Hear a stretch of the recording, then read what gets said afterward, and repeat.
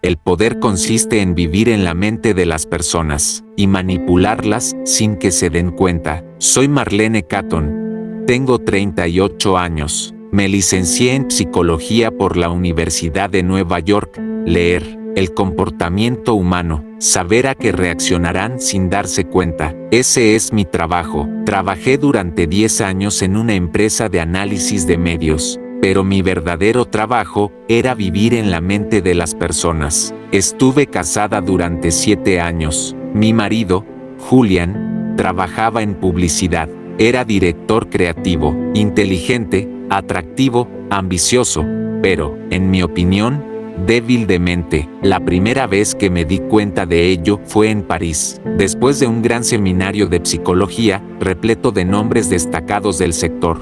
Fuimos a una discoteca por la noche. Las luces eran tenues, la música suave, la gente bailaba, reía y llevaba máscaras. Lo sexta cuando Julian se dirigía a la barra. Era una mujer alta, vestida de negro y con pintalabios rojo oscuro. Cuando Julian y ella se miraron a los ojos, el tiempo se detuvo. No fue una mirada coqueta. En ese momento, sus mentes se reconocieron. Llevo años analizando el comportamiento humano, y allí vi un cambio en la postura de Julian. Sus hombros se tensaron. Una leve sonrisa apareció en la comisura de sus labios. Era como si se hubiera abierto una ventana en su mente y el viento entrara, y yo estaba fuera de esa ventana. Esa noche no dije nada, pero cuando regresamos a Nueva York, lo primero que hice fue buscar su teléfono móvil. Nunca entendió cómo sabía la contraseña. La gente suele guardar sus secretos más íntimos en los lugares más cortos. Los mensajes eran breves pero intensos, como si cada uno de ellos contuviera un código. Las fotos aún no eran algo físico, pero esa conexión mental ya se había establecido. Y Julian, sentado a la misma mesa que yo en casa todos los días, vivía en otro mundo. Oía mis preguntas, pero adaptaba sus respuestas a su conveniencia. Seguía siendo su esposa, pero mentalmente me había abandonado. No le confronté por esa traición porque, para un psicólogo, ser traicionado no era doloroso, pero subestimar el poder de la mente era una herida tan profunda que las palabras no podían describir. Julian solo.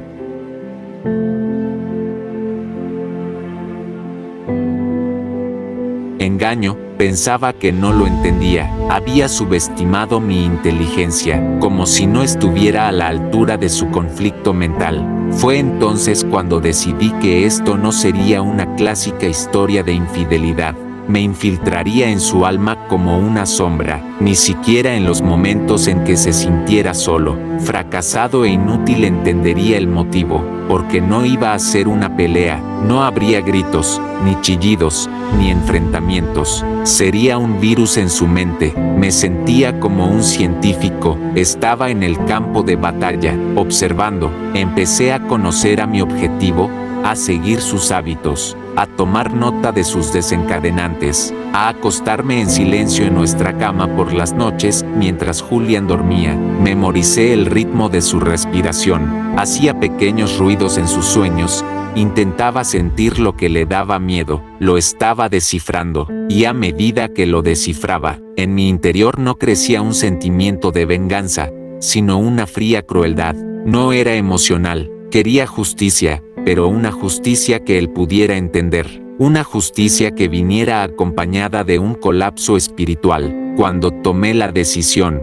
en mi primer intento, la fecha no importaba porque ya no era una fecha, era un experimento. Una mañana, durante el desayuno con Julian, saqué a colación un tema sencillo, como que los ejecutivos del sector publicitario son más propensos al síndrome de agotamiento. Sonreí levemente. Las mentes creativas como la suya siempre son más frágiles. ¿Sabéis? Sonó como un cumplido, pero abrí una pequeña grieta en su mente. Sembré una semilla de duda. Al día siguiente, repetí la misma frase delante de un amigo. Como psicólogo, parecía una broma, Pero, la incertidumbre en los ojos de Julián era justo lo que quería. Quería que se sintiera como un rompecabezas que empezaba a desmoronarse. Una semana después, encontré un expediente que había desaparecido de su oficina, pero antes de encontrarlo, tal vez hubo un pequeño cambio de lugar. Cuando encontré el expediente, le dije, últimamente has estado muy ocupado, tal vez deberías tomarte un descanso, y por primera vez dudó de sí mismo. Una pequeña duda, muy pequeña, pero sé que cuando la mente comienza a luchar contra sí misma, no hace falta ningún golpe externo. Ahora era cuestión de tiempo. Repetición y apoyo ambiental. Uno de nuestros amigos comunes, por supuesto, alguien a quien superviso, le dijo a Julián, ¿va todo bien? Parecías un poco distraído en la última presentación. Julián se miró al espejo por primera vez. No era una crisis nerviosa, era un comienzo. Yo seguía siendo una esposa cariñosa, solidaria, comprensiva y perfecta, pero con cada conversación, cada mirada, cada frase jocosa, estaba dejando otra voz en su mente. Ya no pensaba solo, yo acompañaba sus pensamientos. Sin darse cuenta, discutía conmigo, me contestaba, se interesaba por mí, y en ese momento me di cuenta de que no era una venganza, sino un arte. Ahora el juego había comenzado, y sabía que yo era mi único oponente en este juego, porque Julián ni siquiera sabía que estaba en una batalla mental todavía. Primero organicé su entorno, reorganicé a nuestros amigos comunes, los organicé en torno a perfiles que hacían menos preguntas, elogiaban más, pero también dejaban muy pocas dudas. Todos tenían una descripción de trabajo, alguien para acariciar su autoestima, alguien para señalar suavemente sus errores. Pero nada de esto parecería sospechoso. La gente es más fácil de manipular de lo que crees. Todo lo que tienes que hacer es decir la palabra adecuada con la expresión adecuada en el momento adecuado. Escribí un guión de ascensión profesional para Julián. Conseguí que lanzara una campaña publicitaria bajo su propio nombre que en realidad no había escrito él. Escribí todo el contenido, pero lo presenté como un apoyo a su idea.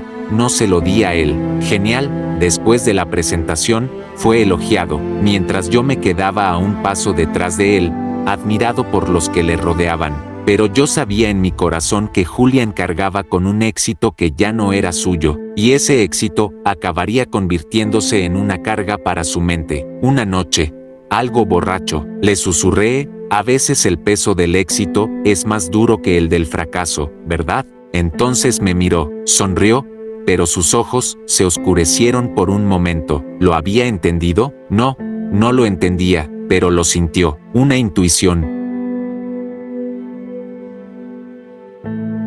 Es el primer paso para que la mente empiece a cuestionarse. Empecé a hacer pequeños cambios en casa, colocaba su ropa en lugares equivocados, borraba algunas invitaciones a sus correos electrónicos, como si nunca hubieran llegado. Un día, perdió su organizador en el bolso. Luego, estuvo mucho tiempo sin encontrar las llaves del coche. No levanté la voz ante nada de esto, solo le dije, ¿otra vez estás distraída? A lo mejor estás un poco cansada. Y ella se echó la culpa, y con el tiempo, estas acusaciones empezaron a resonar en su mente. Cansado, despistado, olvidadizo, ¿o te estás poniendo enfermo? A esto se sumaban los síntomas físicos, problemas de sueño, arrebatos de ira, falta de confianza en sí mismo, y yo seguía estando a su lado. En apariencia, era su apoyo, pero no era para levantarle, era como una mano que lo levantaba para que cayera con más fuerza.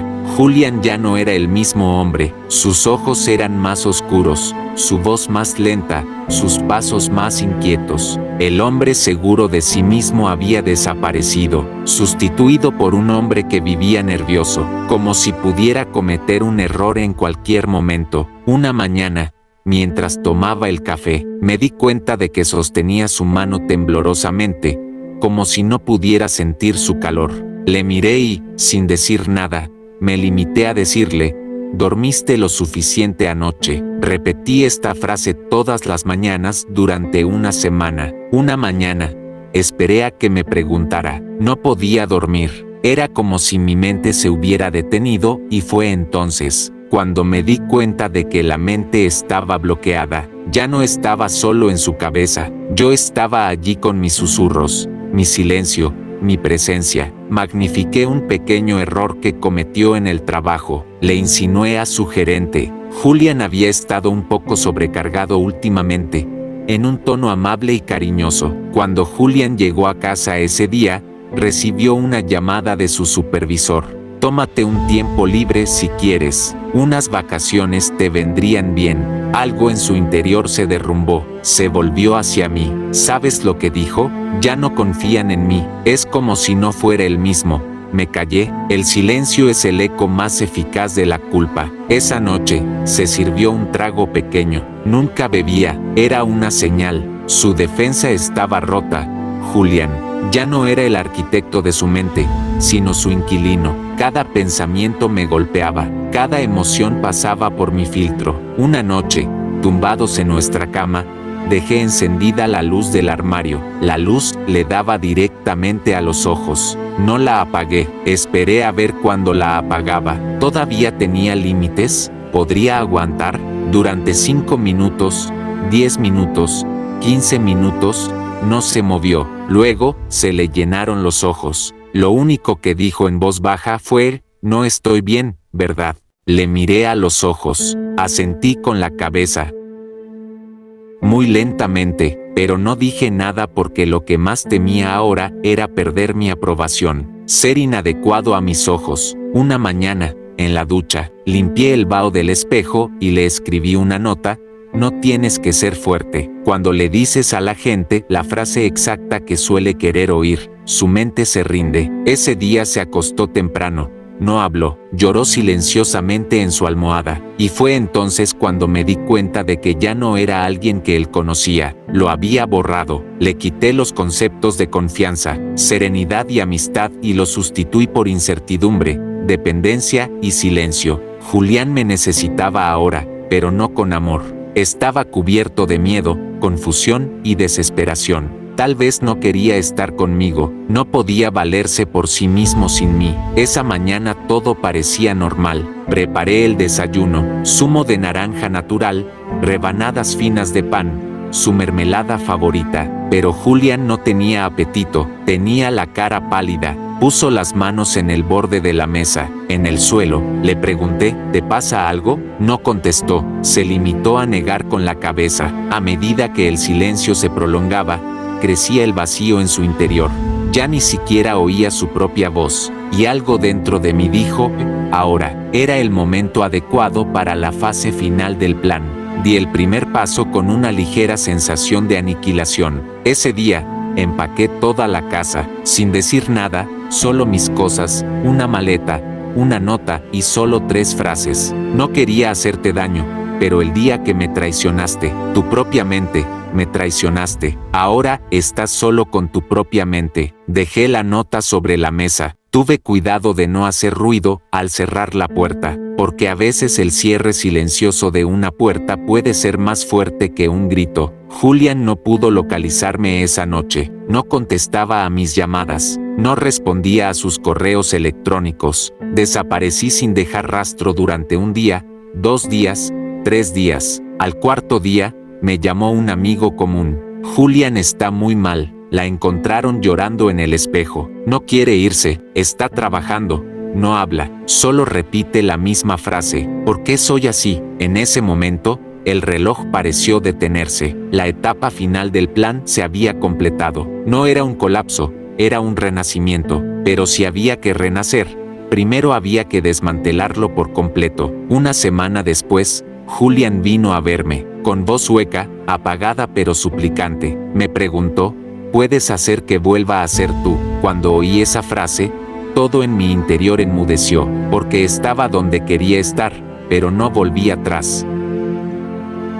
Porque la justicia en esta historia no era el perdón. La justicia era convertir las huellas invisibles de la violencia mental en un espejo y reflejárselas a ella. El juego mental que inició comparándome con aquella mujer, al final, desapareció en su propia mente. Cuando volví, No di un discurso, no me despedí, solo dejé mi llave como psicóloga. Había terminado el experimento, y mi caso más difícil estaba ahora solo consigo mismo. Tenía mentes que reconstruir, pero nunca más debería acercarme a alguien que me quitara mi propia mente. Se aplica a la mente. Si encuentras un trozo de ti mismo en esta historia, o si un día viste a lo que puede conducir colarse en la mente de alguien, deja un comentario. Puede servir de guía a otras mentes silenciosas. No olvides darle a like porque cada like es una advertencia contra manipulaciones invisibles. Y suscríbete porque esto no es solo una historia,